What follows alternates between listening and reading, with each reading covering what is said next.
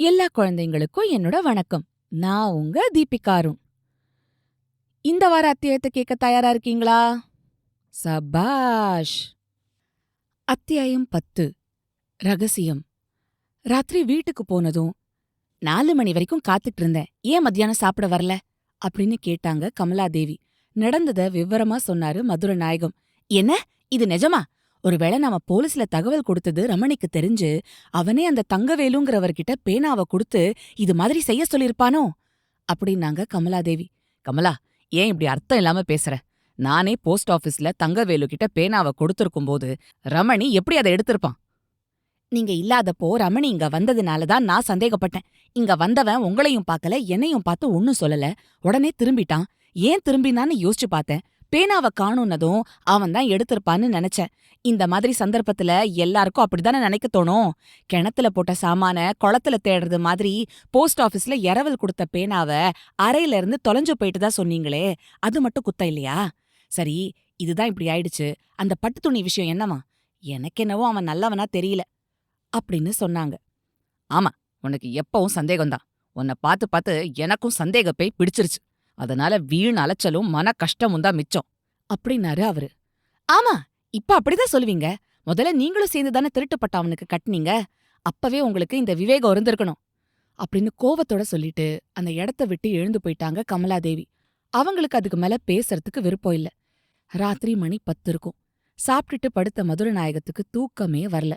ரமணிய பத்தியே யோசிச்சுட்டு இருந்தாரு. ரமணி எவ்வளோ நல்லவன். அவன் என்கிட்ட எவ்வளோ அன்பா பிரியமா இருந்தான். எப்படி கண்ணியமா பழகினான். சொந்த தம்பி கூட அவ்வளோ மதிப்பும் மரியாதையும் பாசமும் வச்சிருக்க மாட்டானே. வீணா அவனை திருடன்னு சொல்லி முதலாளி விரட்டிட்டாரே. இப்ப அவன் எங்க இருக்கானோ? வழக்கம் போல இந்த மாசமும் சம்பளம் வாங்கினதும் என்கிட்ட தந்துட்டானே. இப்ப அவன் கையில தம்படி கூட இருக்காதே. என்ன பண்ணுவான்? எப்படி காலம் தள்ளுவான்? அப்படின்னு நினைச்சு நினைச்சு ஏங்கிக்கிட்டு இருந்தாரு. அவர் படுற கஷ்டத்தை பார்த்து கமலாதேவி, மணி 10க்கு மேல ஆகுது, இன்னும் தூங்காம இருக்கீங்களே, சொந்த பையனை பிரிஞ்சவங்க கூட இப்படி வேதனைப்பட மாட்டாங்களே அப்படின்னு சொன்னாங்க. ஆனா அவங்க வார்த்தை மதுரநாயகத்தோட காதுல ஏறுனாதானே. கொஞ்ச நேரம் ஆச்சு. படுத்துக்கிட்டு இருந்த அவரு திடீர்னு எழுந்து உட்கார்ந்தாரு. ஐயோ, ரமணி ரொம்ப ரோஷக்காரனாச்சே. இப்படி வீண் பழி சுமத்துனத நினைச்சு எவ்வளோ கஷ்டப்படுவான் அப்படின்னு நினைச்சு கலங்கினாரு. உடனே அவரோட 2 கைகளும் ஒன்னா சேர்ந்துச்சு. கூப்புன கையோட, கடவுளே, ரமணி நல்லபடியா இருக்கணும், விபரீதமா அவனுக்கு எதுவும் நடக்கக்கூடாது அப்படின்னு கண்ணை மூடி பிரார்த்திச்சாரு. அதே சமயம் யாரோ கதவை தட்டுற சத்தம் கேட்டுது. சார், சார் அப்படிங்கிற குரலும் அதை தொடர்ந்து வந்தது. உடனே மதுரநாயகம் படுக்கையை விட்டு எழுந்தாரு. வேகமா போய் வெளிக்கதவை திறந்தாரு. அங்க ஒரு பையன் நின்னுட்டு இருக்கிறது அவருக்கு தெரிஞ்சது. அவன் யாருங்கிறது இருட்டுல சரியா தெரியல. உடனே, யாரு, ரமணியா அப்படின்னு ஆர்வமா கேட்டாரு மதுரநாயகம். உடனே, இல்ல சார், நான் கோவிந்தன், நாடக கொட்டகையில வெத்தலைப்பாக்கு கடை வச்சிருக்காரே பரமசிவம், அவரோட பையன் அப்படின்னா அந்த பையன். இந்த பதிலை கேட்டதும் மதுரநாயகத்துக்கு ஏமாற்றமா போச்சு. ஆனாலும் சமாளிச்சுக்கிட்டே, அடடே, கோவிந்தனா, என்னப்பா விஷயம், இந்த நேரத்துல எங்க வந்த அப்படின்னு கேட்டாரு. உங்ககிட்ட சார் ரமணிய பத்தி ஒன்னு சொல்லணும். என்ன, ரமணிய பத்தியா? என்ன சொல்லணும் தம்பி, சீக்கிரம் சொல்லு. ரகசியமான விஷயம் சார், யாருக்கும் தெரியக்கூடாது. அப்படின்னா உள்ள வா, அறைக்குள்ள இருந்து பேசுவோம் அப்படின்னு சொல்லி கோவிந்தனை தன்னோட அறைக்குள்ள கூட்டிட்டு வந்தாரு மதுரநாயகம். உள்ள போனதும், அந்த ரகசியம் என்ன, உடனே சொல்லு, கேக்கலாம் அப்படின்னு மதுரநாயகம் ரொம்ப ஆவலோட கேட்டாரு. சொல்றேன், ஆனா நான் சொன்னதா மட்டும் வெளியில சொல்லிடாதீங்க அப்படின்னு பீடிகை போட்டுக்கிட்டே கோவிந்தன் சொல்ல ஆரம்பிச்சான். இன்னைக்கு நாடகம் முடிஞ்ச அப்புறம் மேக்கப் மேன் ஸ்ரீகண்டன் இருக்காரே, அவரும் திரை இழுக்கிற துரைசாமியும் எங்க கடைக்கு வந்தாங்க. ஸ்ரீகண்டன் ஒரு சீப்பு வாழைப்பழத்தை வாங்கி துரைசாமி கிட்ட கொடுத்து, துரைசாமி, இப்ப இதை வச்சுக்கோ, இன்னொரு சந்தர்ப்பத்துல நிறைய தரேன் அப்படின்னாரு. உடனே துரைசாமி, எனக்கு இது எதுக்கு, 5 ரூபா தரதா சொல்லி ஒரு சீப்பு வாழைப்பழத்தோட சரி கட்ட பாக்குறியேன்னு கொஞ்சம் கோவமா சொல்லிட்டு ஸ்ரீகண்டன் கிட்டயே அந்த வாழைப்பழ சீப்பை திருப்பி கொடுத்துட்டாரு. ஸ்ரீகண்டன் விடல. ஏதேதோ சமாதானம் சொல்லி பார்த்தாரு. அவங்க பேச்சு சுவாரஸ்யத்துல நான் இருந்ததை கூட கவனிக்கல.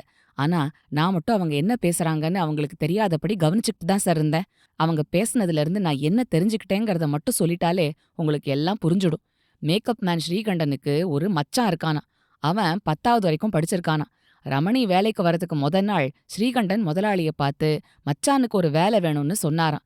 முதலாளி ஆபீஸ் பையன் ஞானமுத்து ஒரு வாரம் லீவுல ஊருக்கு போனவன் 2 வாரமாயும் இன்னும் வரல. இன்னும் 2 நாள் பொறுத்து பார்க்கறேன். அவன் வராம போனா உன் மச்சானுக்கு அந்த வேலைய போட்டு குடுத்துறலான்னு சொன்னாராம். அவர் அப்படி சொன்ன அடுத்த நாளே நீங்க ரமணிய கொண்டு வந்து வேலைக்கு சேர்த்துட்டீங்களாம். இது ஸ்ரீகண்டனுக்கு ரொம்ப ஏமாற்றமா ஆயிடுச்சு. இப்போ 10, 15 நாளைக்கு முன்னாடி மறுபடியும் மச்சானுக்கு வேலை வேணும்னு ஸ்ரீகண்டன் கேட்டாராம். இப்போ வேலை காலி இல்ல. காலி ஏற்பட்டா கட்டாயம் வேலை தரேன்னு முதலாளி சொன்னாராம். காலி ஏற்பட என்ன வழின்னு ஸ்ரீகண்டன் யோசிச்சிருக்காரு. ஒரு குருட்டு வழி தோணியிருக்கு. அத துரைசாமி கிட்ட சொல்லி உனக்கு 5 ரூபா தரேன், வேலையை ரகசியமா முடிச்சிடுன்னு ஆசை காட்டியிருக்காரு. துரைசாமி அவர் சொன்னபடி அறைக்குள்ள இருந்த பட்டு துணிய சாப்பாட்டு நேரம் பார்த்து ஜன்னல் வழியா எடுத்திருக்காரு. அத டிக்கெட் அறைக்குள்ள ஒளிச்சு வச்சுட்டு நீங்க தபால் ஆபீஸ் போன சமயம் பார்த்து ரமணி தான் எடுத்து ஒளிச்சு வச்சிருக்காங்கிறத கதை கட்டி விட்டுருக்காரு.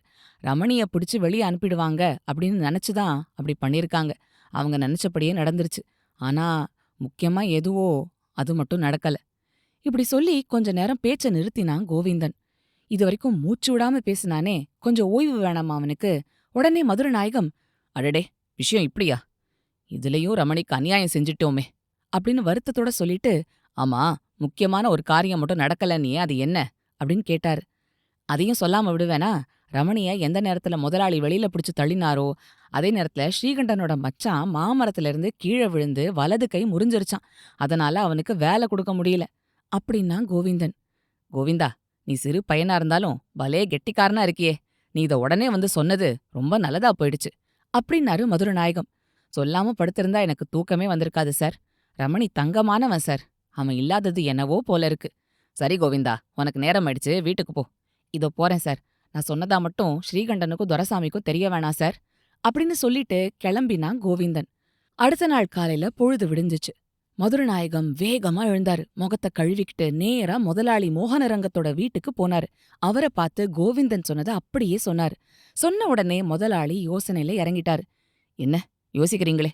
ரமணிய சேர்க்கறதுக்கு முன்னாடி ஸ்ரீகண்டன் தன்னோட மச்சான பத்தி சொன்னது உண்மைதானா அப்படின்னு மதுரநாயகம் கேட்டார். உண்மைதான்.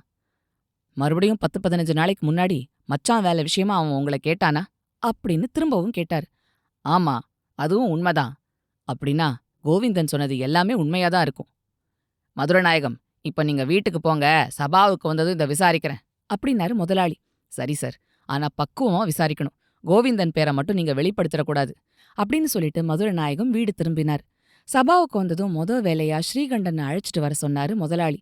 ஸ்ரீகண்டனுக்கு உள்ளூர நடுக்கும். ஆனாலும் அதை வெளியில காட்டிக்காம முதலாளிக்கு எதிர வந்து நின்னான். முதலாளி சிரிச்சுக்கிட்டே கேட்டாரு, என்ன ஸ்ரீகண்டா, உன் வீட்ல யாரோ ஒரு பையன் இருக்கிறதா சொன்னியே? ஆமா சார், அவன் என் மச்சான் சார். ஓஹோ, அந்த புறத்து சொந்தம் அப்படிதானே? ஆமா சார். ரமணிக்கு பதில் இப்போ ஒரு பையன் வேணும். உடனே போய் அவனை கூட்டிட்டு வரியா? இன்னிக்கே கூட்டிட்டு வரணுமா இல்ல? ஏன், அவன் ஊர்ல இல்லையா? இருக்கான். ஆனா அவன் வலது கை முறிஞ்சு போயிருக்கு. மாமரத்துல இருந்து கீழே விழுந்துட்டான். குணமாக குறைஞ்சது 2 மாசம் ஆகுமா. அடடே, எப்போ அவன் கை முறிஞ்சுது? போன செவ்வாய்க்கிழமை சார். பாவம், அவனுக்கு வேலை கொடுக்கலாம்னு நினைச்சேன். இப்படி ஆயிடுச்சே. எல்லாம் என் துரதிருஷ்டம் சார். இப்ப அவன் கை முறியாம இருந்தா அவனுக்கு வேலை கிடைச்சிருக்கும். ஆமா, அவனுக்கும் வேலை கிடைச்சிருக்கும். துரைசாமிக்கும் சொலையா 5 ரூபா கிடைச்சிருக்கும். ஒரு சீப்பு வாழைப்பழத்தோட போயிருக்காது.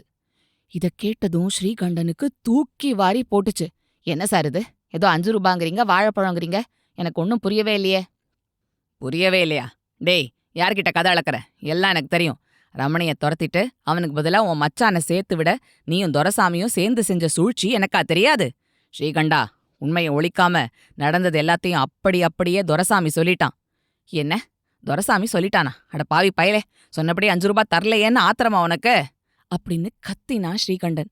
துரைசாமி உண்மைய சொல்லிட்டதா முதலாளி சொன்னாரே, அது உண்மை இல்ல. அப்படி சொன்னாதான் ஸ்ரீகண்டன் வழிக்கு வருவான்னு நினைச்சே அப்படி சொன்னாரு. அவர் நினைச்ச மாதிரியே நடந்துச்சு. ஸ்ரீகண்டன் சொல்லி முடிச்சதும் துரைசாமிய கூட்டிட்டு வர சொன்னாரு முதலாளி. அவன் வந்ததும், என்ன துரைசாமி, நீயும் ஸ்ரீகண்டனும் போட்ட திட்டம் எப்படி இருக்கு அப்படின்னு கேட்டாரு. என்ன முதலாளி சொல்றீங்க அப்படின்னு ஒண்ணுமே தெரியாதவன் மாதிரி கேட்டான் துரைசாமி. ஏன், நான் சொன்னது புரியலையா? ஜெர்மன் பாஷையிலயோ லத்தீன் பாஷையிலயோ நான் பேசலையே, தமிழ்ல தானே பேசுறேன். ஓஹோ, சும்மா கேட்டா நீ சொல்லுவியா? ஒரு சீப்பு வாழைப்பழம் வாங்கி கொடுத்தா கூட சொல்ல மாட்டியே. 5 ரூபா கொடுத்தா உடனே சொல்லிடுவ இல்ல அப்படின்னு கோவத்தோட கேட்டாரு முதலாளி. துரைசாமி திருன்னு முழிச்சான். பட்டு துணியை எடுத்து ஒளிச்சு வைக்க 5 ரூபா லஞ்சம், அப்படித்தானடா?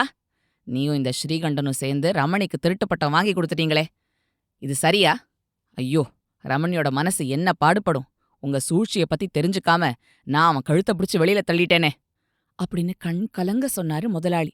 பக்கத்திலே நின்னு நடந்ததை கவனிச்சுக்கிட்டு இருந்த மதுரநாயகத்தோட கண்ல இருந்து கண்ணீர் சொட்டு சொட்டா வழிஞ்சுது. இப்பவாவது ரமணி திருடன் இல்லங்கறத முதலாளி உணர்ந்தாரு அப்படின்னு நினைச்சு அவர் ஆறுதல் அடைஞ்சார். மதுரநாயகம், உடனே இவங்க 2 பேருக்கும் சம்பளத்தை கணக்கு பார்த்து கொடுத்து வீட்டுக்கு அனுப்புங்க. இனி ஒரு நிமிஷம் கூட இவங்க இங்க இருக்கக்கூடாது.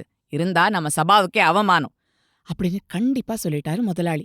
அன்னிக்கே ஸ்ரீகண்டனும் துரைசாமியும் வீட்டுக்கு அனுப்பப்பட்டாங்க.